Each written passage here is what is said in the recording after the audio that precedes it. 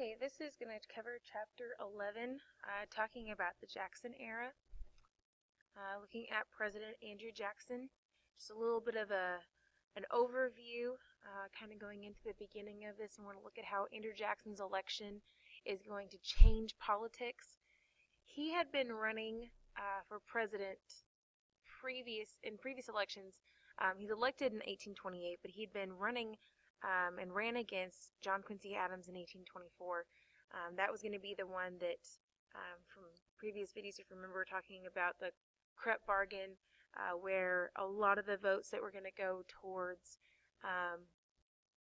split between the different candidates, the votes that were going to go towards Henry Clay, he backs out of the race, gives those to John Quincy Adams, who then takes that election, and then Henry Clay gets the Secretary of State position. So they called it the Krupp bargain, that he gave up that election for the Secretary of State position and gave his favor to John Quincy Adams.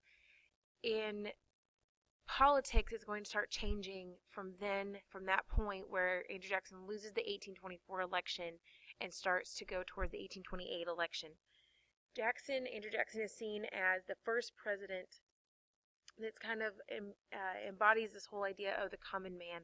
We're getting to the point where the elitism and kind of the favor just because of who you were or what kind of family you came from are going to start to reverse and start to see a much more democratic, equally, distributing the opportunities, not necessarily equaling who gets what rewards, but we're going to start to see where everybody's going to get a chance.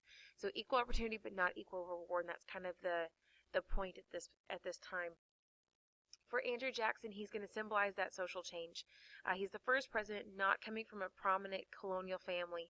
He is going to be focused on a lot of that ways of getting rid of that elitism, lowering taxes, reducing government spending, reducing the bureaucracy in government, paying off the debt, destroying the Bank of the United States, cleaning up politics, removing Native Americans, and getting people farther west.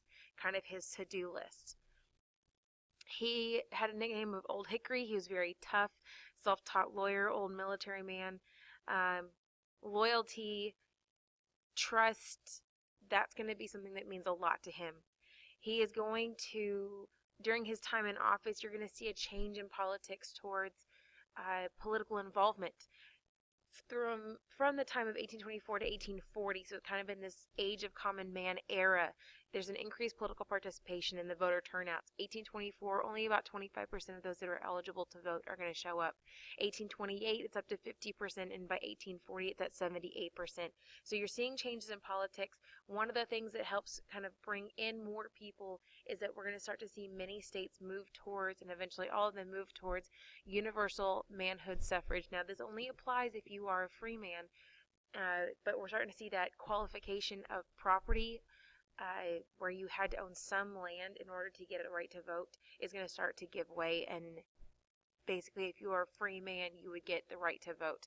In reality, it's going to be mostly just if you are a free white man, you get the right to vote. And we'll get to universal manhood suffrage post-Civil War, and really not even immediately, but we'll get there. Okay, so like I said, Jacksonian democracy is trying to kind of leveling the opportunity playing field, I guess, where, like I said, equal chance but not equal rewards. Now, rewards could also come in the way of the spoil system, and that's kind of going along with what you see in the picture there, with to the victor go the spoils. So with Andrew Jackson, he's very much based on who's loyal to him and who supports him. If you're not, he really holds a grudge against you pretty much for life. Like I said, he's kind of a tough old guy. He liked to get into duels. He was in a couple, even more than that, well over a dozen duels in his lifetime. Had a bullet lodged in his chest for life, one in his leg. He's kind of a bit of a spitfire.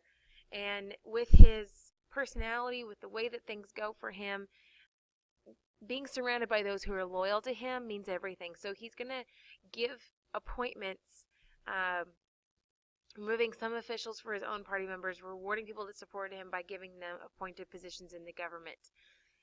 When it came to loyalty and just overall kind of what he saw as decency among politicians. He really, like I said, he held a grudge, and one of the grudges that he holds is that during this election that got hit, the 1828 election, the politics had changed. You were no longer just going around talking about your politics, but it started to also branch out into people's personal affairs. This was changing the groups of people that you were trying to reach in your campaign. So the kinds of activity you would have, more of a party atmosphere. You were talking about people's personality, their family life, what was going on, and that's a lot of what's going to base who people wanted to vote for. And during the election, a lot of bad things and hurtful things were said about Jackson's wife, and then she ends up passing away right after the election. So he kind of holds a grudge over those who stress, kind of putting down her character. And when he sees this again with Peggy Eaton, she's one of the cabinet members' wives, it really just kind of brings back some of the connection from his own wife's experiences and leads him to take action against the cabinet. Peggy Eaton was, like I said, a cabinet member's wife, and many of the other wives started to kind of gossip about her, exclude her, and treat her poorly just in general, and Jackson was not okay with this. So he actually sympathizes with her, again, kind of relating it back to his own wife's experiences, and accuses the cabinet members of conspiracy against her, and basically dismisses the cabinet whose wives were involved and appoints new people. So for him, it was unforgivable to behave in such a way. When it came to internal improvements, and we talked about that a little bit in class with the market revolution, and talking about the changes that we wanted to see with infrastructure, we're seeing American capitalism start to develop. This economic boom is happening with more demand for cotton, Britain investment in American enterprise. You have transportation revolution as a result of that, new canals, new roads, regional specialization of goods, and starting to see the economy overall just develop and mature. With the changes in transportation, that term of internal improvement referring to transportation, the infrastructure, all of that, Jackson himself was opposed to federal financing of those transportation improvements, kind of going on along with the American system idea and talking about the constitutionality against it or for it. With Calhoun and Clay talking about a bill that would have authorized the government to buy stock in roads that were being developed, kind of a bigger overall political plan linking government funds to this internal improvement idea. Jackson actually vetoes it, calling it unconstitutional, that said it was a local matter and that the government funds should not be tied to internal improvements. So that action is going to set a precedent limiting federal support of internal improvements. Early railroads were mostly built by state governments, private investments. He supported interstate projects, the transportation projects that would have linked states together, but when it came to, say the federal government funding a road being built in just Virginia, then he thought that that was something that the state and the local government should be responsible for. So here's some of the early voting. You can see, like I mentioned before, that voting is starting to change quite a bit.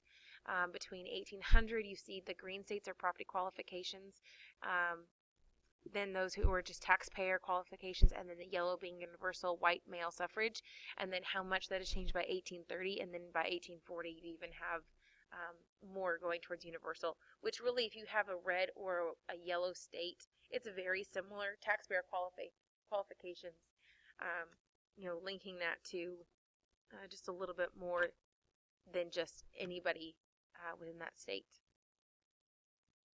Jackson's inauguration, kind of a well-known image for that one. He, like I said, he's the common man's president, and in his inauguration, he basically just opened the White House doors and said that anybody could come in and celebrate, which probably unnerved quite a bit of the elite Washington people that did not really want to open up the White House to just anybody and everybody, but basically just kind of went into this massive party for his inauguration. Okay, so nullification. This is probably one of the biggest concepts to make sure that you get during Jackson's presidency. And Jackson and John C. Calhoun are definitely at odds with each other. The nullification controversy is going to start by looking at the Tariff of Abominations. This is the Tariff of 1828, the Black Tariff as it's talked about. Calhoun and others had kind of had this idea about this really just astronomical tariff, increased rates 50%, promoted this idea, kind of to see that it would try to hopefully catch Jackson politically, and it ends up kind of backfiring because it does pass, and then it's going to, the states don't want it to happen. So John C. Calhoun actually writes anonymously this South Carolina exposition and protest, in which that he outlines this opposition to the tariff and proposes the idea of nullification. He wanted to, it's basically one of those states' rights arguments, very similar to things like the Virginia and Kentucky resolutions, where the nullification idea of the states being able to nullify a law if they found it harmful or wrong against the states. And again, that states versus federal government argument, that it was going to be, they saw this tariff as extremely hurtful, especially for the southern states, because southern states are really hit a lot more by these tariffs, and just they disagree, and they feel like the federal government, by instituting such a huge tariff, has overstepped their bounds. So this is what's going to start this nullification, and then even the threat of secession talk in the South, starting with South Carolina. Calhoun wanted to preserve the Union by protecting minority rights of the agricultural and slaveholding South. He wanted a balance between states' rights and federal authority, but he wanted the states to be able to nullify a federal law. Again, it's going to be this debate that we have, and then it's going to kind of explode when we get to the Civil War. Webster-Hayne debate. I would know, kind of the idea that's going around with this debate is going to be over this issue, and it's going to kind of sharpen the lines and really start to divide the lines even more between states, between regions, especially when we see North versus South. South Carolina hates it because it helps the North, makes the South pay more for goods, again, because they kind of feel the brunt of a lot of those import tariff effects. The immediate question was going to be with Robert Hayne on the side, Daniel Webster versus Robert Hayne, and kind of this idea of public land, government ownership of it. Some are proposing the restriction of sale of Western lands, slowing the settlement of the West, supporting this idea of cheap land, trying to kind of help the South and the West, starting to talk about states' rights, expansion ideas, and then Daniel Webster's going to defend more on the north and eastern side, defending the idea of states could not nullify a federal law. Hayne is kind of taking this idea and arguing in support of South Carolina, the Hartford Convention, the Virginia Kentucky resolutions, that the federal government could not be the judge of its own powers, or they'd be unlimited, and basically saying if we oppose this, the state should have something, whether that's expansion or tariffs or whatever, we should have something to counter and to debate against the federal government. Webster is saying you can't have a state nullify a federal law. You can't talk about secession.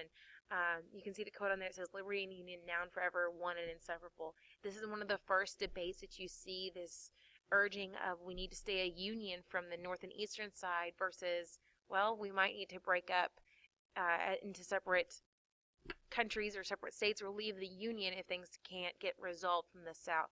So some of the events, 1828, you're starting to see this glimmer and this foreshadowing of the Civil War that's going to be arguing. Webster definitely had a stronger argument because he is going to basically sum this up into the Union, the country, is greater than the needs of individual states. And so for the time being, you see it stop there.